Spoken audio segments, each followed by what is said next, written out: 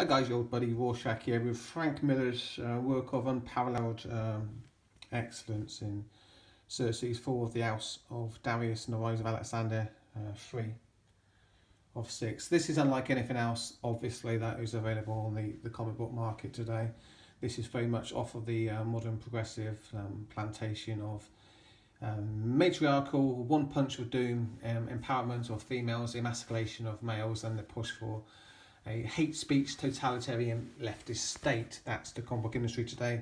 This is not the comic book industry today. This stands very much alone as a beacon of hope and light amidst the clouds of darkness and despair and despondency and indoctrination and cancerous self-hatred and the hatred of white men, the hatred of Western civilization, and the constant insinuations that you're racist, sexist and anti-gay, all the bile that comes from the modern left. This is not that. This is something completely removed from everything. It really shouldn't be on the same shelves as all the other poisonous comic books. Frank Miller is a genius. Frank Miller is a shooting star.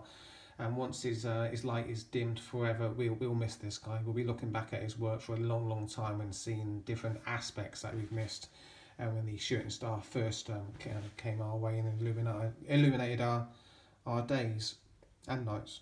Actually, nights maybe, because we are living in the night, really. We're living in ignorance in the West today, but it's a willful ignorance. It's a blue pill ignorance.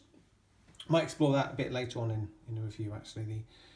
And the reason why people want to live in blue pill ignorance in the world today, and relate it to an encounter I had with a chap in the comic book shop a couple of days ago. So Frank Miller's Xerxes, then, narratively speaking, is about a Persian man who goes into a cave whilst his camel and sword are waiting outside.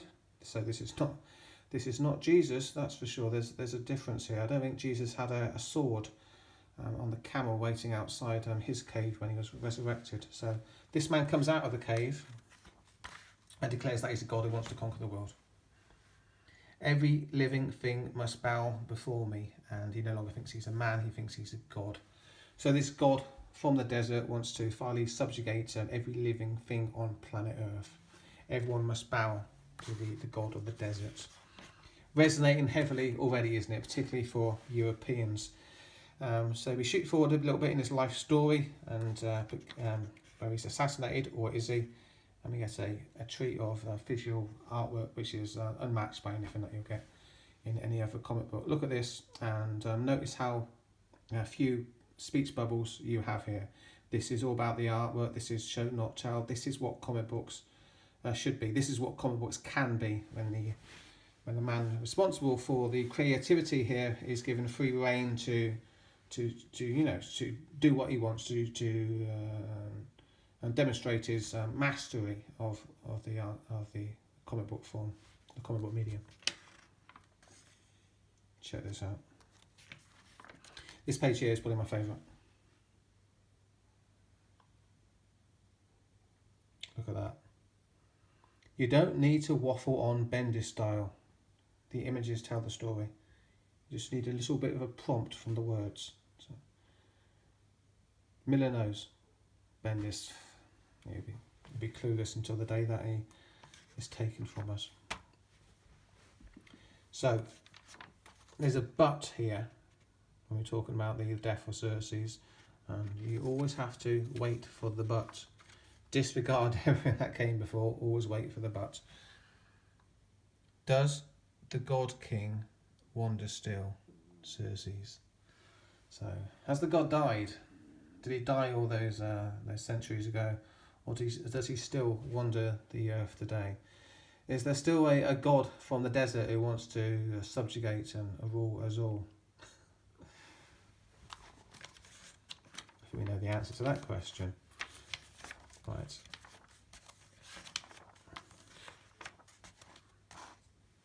The God King has aligned himself with this lady here.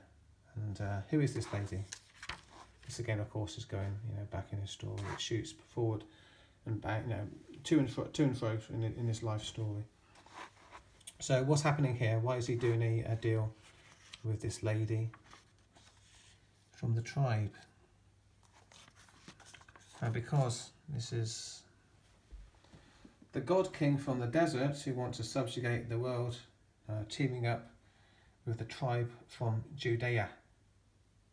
The tribe from Judea who are scattered around the other tribes around the world, the other nations around the world, and all the while working with or for the Persian and God King. So it's teamwork. These two groups, the God King from the desert and the tribe from Judea, are working together to subjugate the people of the planet Earth, of this little spinning ball that we're all living on, this little spinning sphere. Is this history, or did this happen last week? Tell me. History is alive, it's alive. It's not just a dusty book, it's history. You can learn so much about the world and who is actually in control of it today by looking at the past. That's what my book is about, Invasion of the Red Light Spiders. It's about trying to get in touch with history to understand the world as it is today. And as is usual with history in the past, no one appears to learn the lesson, so it just continues in an endless cycle of rinse, repeat. Yeah, my book, I'll leave a link to it down below, Invasion of the Red Light Spiders. Thank you to everyone who's so far taken a chance on the book. Really appreciate it. It's the time that matters, not the money. And when you give me just a little bit of your time, thank you. I bow to you. I don't bow to this God King. I bow to people who give me just a little bit of their time, because that is the most valuable thing that any of us have, is time. Anyway, back to the book. I just want to show you the final page here. There's the Persian God King again. There are still so many millions who have yet to bow to him, also many millions who have yet to see the light. The light means the truth about what is going on here. So much work to do. So he wants more people to bow to him, and lots of people are still living in ignorance, and the work continues. Not in the past, the work continues today. The God from the desert and the tribe from Judea. Interesting, isn't it? Very interesting indeed. Combined with the artwork, the historical lessons, and the real world implications that all this has with what's going on in the real world today, the red pill world, not the blue pill world of your average comic book. This is a very important comic book which was enjoyable, a visual treat, and intellectually stimulating in a manner that you will not get in, I don't know, what are Marvel doing today? I don't even care, don't buy any of their books. So, I want to talk about the encounter I had then with the guy in the comic book shop. I won't say his name here. I was talking to him about many of the comic books on the shelves, and saying that these books are infused with politics that come from a consensus point of view. And he was saying to me over and over again, there's no politics in comics. These are just comics. There's no politics in comics. So I gave him some examples of how conservative voices are being silenced. Stephen Van Shiver, John Mallion. Our boy Zach, diversity in comics can't even get published. So examples like that. And what he did when he was talking to me was just repeat over and over again, there's no politics in comics, there's no politics in comics, there's no politics in comics. And after the encounter with him, I could see what he was doing. He was basically saying to me that there is politics in comics, but I'm not interested in seeing the politics in comics because it's difficult. It means taking the hard route, the red-pilled path through life. And at the moment in my life, I don't know what's going on with him. I'm sure he just wants to relax with his comic books. He wants to have a safe space. He wants to have a bit of nostalgia and feel like he's a kid again, feel like he hasn't got any troubles. So he's using comic books as a blue pill way to comfort himself from the troubles of the real world. He doesn't want to see any truth in the comic books. He wants to use the comic books as almost as a alcoholic intoxicant to numb himself from the painful reality of the world around him. And I can perfectly accept that. I can perfectly understand that life is difficult, and sometimes it's just nice to pick up a comic book and not think about politics. But it's not possible. It's not possible because the politics coming from the mainstream comic book industry today is it's such a blue pill wave of deception, and it's damaging as well because it's teaching you to hate men and to hate the Western culture and to emasculate yourself, to soy boy yourself. There's lots of damaging poisons there. So the chap I was talking to, whilst I understand why you want to live a blue pill life, the blue pills that he's swallowing on a daily basis and reading his comic books are dangerous blue pills.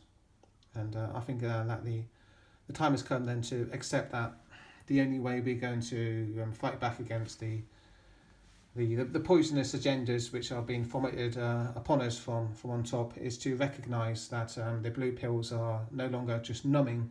They are dangerous blue pills, that we need to take the red pill, which is difficult. The red pill is not easy. Take the red pill of truth and start seeing the world as it actually is. And Frank Miller is offering a delicious red pill here. Look how beautiful that is. Is that not the most beautiful red pill that you've ever seen? So it's on offer if you want it. But are you willing to accept that now's the time to finally reject the blue pills, which have become cancerous, become carcinogenic, they become poisonous? We need to get with reality, get with truth, and get with light for a change. And Frank Miller is offering that for us. So there we go. That's all I've got to say about this excellent comic book. Superior, physically speaking, and intellectually speaking as well. In that, taking the past, it shines a light on the truth about who really rules the world today and what they intend to do. What they intend to do is to have you tied to a yoke of servitude forever. So cheers, thanks for checking out the review. Please like and subscribe if you'd be so kind. And if you want to read something different, my book Invasion of the Red Light Spiders is available right now on Amazon. You can check it out for free, the first part anyway, see if you like it or not. Links down below. But, cheers, and cheers Frank Miller. You, mate, are a genius. Cheers again. Later. See you guys. Goodbye.